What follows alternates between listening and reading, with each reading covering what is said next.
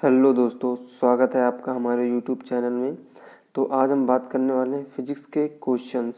ये हमारा पार्ट 1 होगा, जहाँ पर हम फिजिक्स के important questions one liner cover करेंगे। तो आज का हमारा पहला क्वेश्चन है, प्रत्येक क्रिया के बराबर व विपरीत दिशा में प्रतिक्रिया होती है। यह है न्यूटन की गति का विषमक प्रथम नियम, न्यूटन की गति का द्वितीय नियम या न्यूटन का गति का तृतीय नियम, या उपरोक्त में से कोई नहीं। तो यहाँ पर हमारा ये जो नियम है न्यूटन की गति का तीसरा नियम है। कौन सा? तीसरा नियम। तो यहाँ पर ऑप्शन नंबर 3 हमारा जो होगा बिल्कुल सही होगा। अगला क्वेश्चन नंबर 2 है, जल में तैरना न्यूटन की गति के किस नियम के कारण संभव है?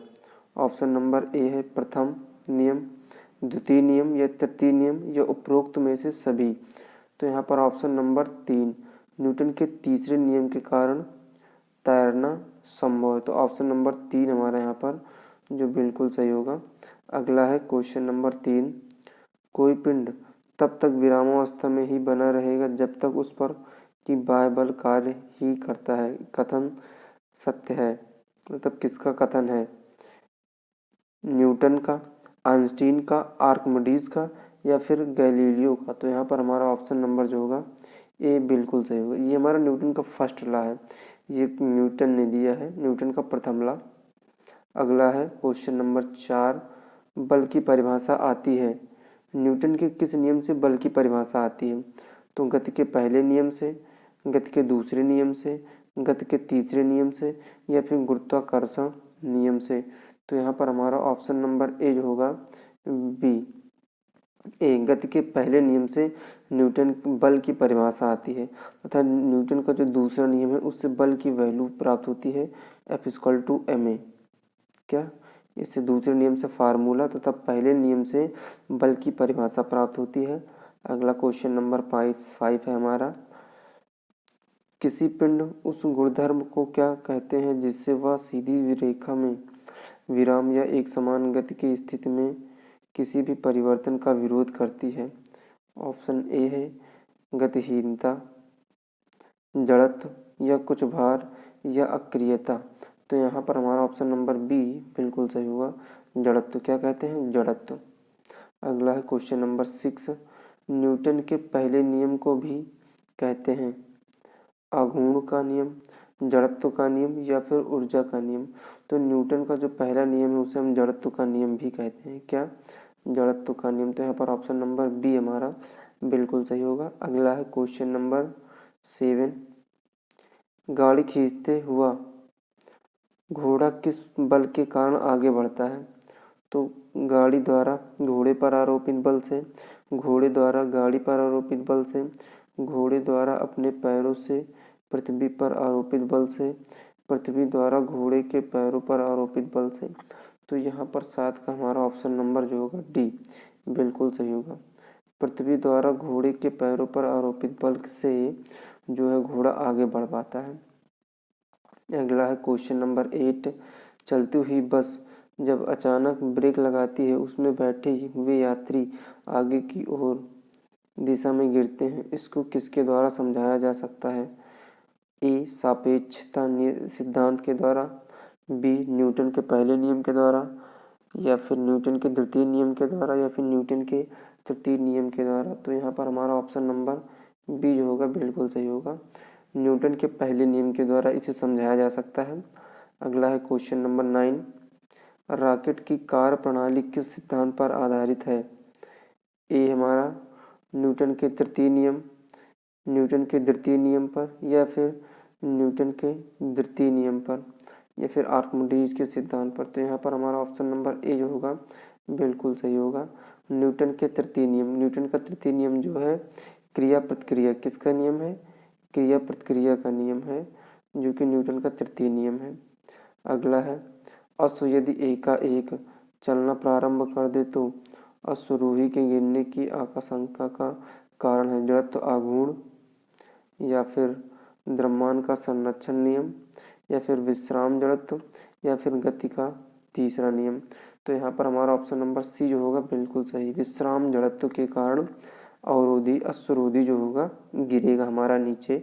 अगला है, क्रिकेट का खिलाड़ी तेजी से आते हुए बाल को क्यों आने हाथ को पीछे को खींच लेता है। मतलब क्रिकेट का खिलाड़ी गेंद पकड़ने के बाद अपने हाथ को पीछे की ओर क्यों खींच लेता है। ए, बाल विश्राम की स्थिति में आ सकती है। बी, बाल त्वरित स्थिति में रह सकती है।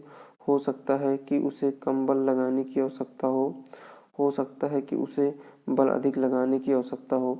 तो यहाँ पर हमारा ऑप्शन नंबर ए जो होगा बिल्कुल सही होगा। बल विश्राम की स्थिति में आ जाती है। किससे? बल विश्राम की स्थिति में आ जाती है। अगला, बल गुणनफल है। ए, द्रव्यमान और वेग का, द्रव्यमान और त्वरण का, भार और वेग का, या फिर भार और त्वरण का। तो यहाँ पर हमारा ऑप्शन नंबर 2 जो होगा बिल्कुल सही होगा।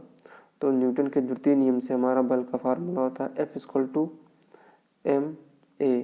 तो यहाँ पर त्वरण और द्रव्यमान, द्रव्यमान और त्वरण के गुणनफल को हम क्या कहते हैं? बल कहते हैं।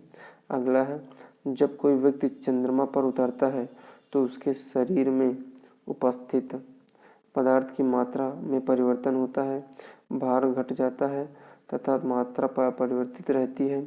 भार में परिवर्तन होता है, मात्रा तथा भार दोनों में कमी होती है। तो यहाँ पर 13 का हमारा ऑप्शन नंबर बी जो होगा बी बिल्कुल सही होगा। भार घट जाता है तथा मात्रा अपरिवर्तित रहती है। अगला है क्वेश्चन नंबर 14। यदि भूमध्य रेखा से ध्रुव की ओर जाते हैं तो जी का मान क्या होता है? बढ़ता है, घटता है, वही बना रहता है, या 45 अक्षांश पर घटता है। तो यहाँ पर 14 का ऑप्शन नंबर ए जो होगा बिल्कुल सही होगा, बढ़ता है। जब हम भूमध्य रेखा से ध्रुव की ओर जाते हैं तो हमारा जो मान होता है क्या होता है? जी की वैल्यू बढ़ता है, और जी की वैल्यू अर्थ पर जो होती है कितनी होती है? 9.8 मीटर प्रति सेकंड स्क्वायर।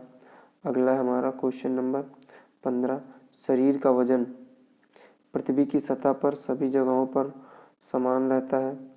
ध्रुवों पर अधिकतम तथा सी विषुवत रेखा पर अधिकतम होता है, यह मैदानों की तुलना में पहाड़ियों पर अधिक होता है। तो यहाँ पर हमारा बी ऑप्शन जो होगा बिल्कुल सही होगा।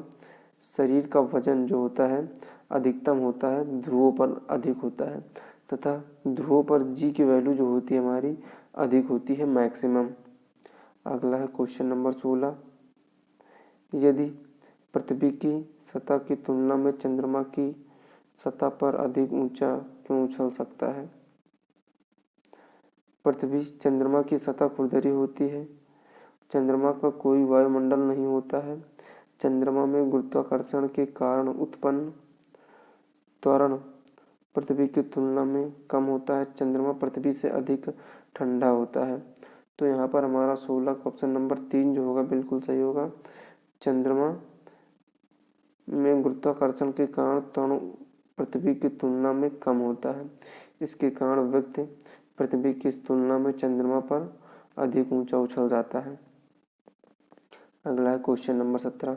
20 केजी के वजन को जमीन के ऊपर 1 मीटर की ऊंचाई तक पकड़ने रहने के लिए किया गया कार्य होगा 20 जूल, 200 जूल, या फिर 398 जूल, 91 जूल, या फिर 0 जूल। तो यहाँ पर 17 का हमारा जो ऑप्शन नंबर होगा 17 का ऑप्शन नंबर बी जो होगा हमारा 17 का ऑप्शन नंबर हमारा डी जो होगा बिल्कुल सही होगा। कौन सा? डी, क्योंकि हमें पता है वर्क का फॉर्मूला होता है W बराबर एफ डी कॉस थीटा, और यहाँ पर थीटा की वैल्यू जो होगी हमारी 90 होगी। कितनी? और 90। और जब हम थीटा बराबर 90 रखेंगे तो वर्क हमारा क्या आ जाएगा? 0। इसलिए यहाँ पर ऑप्शन नंबर डी हमारा बिल्कुल सही होगा। अगला है हमारा क्वेश्चन नंबर 8। एक व्यक्ति की दीवार को धक्का देता है पर उसे विस्थापित करने में असफल रहता है, वह कार्य करता है।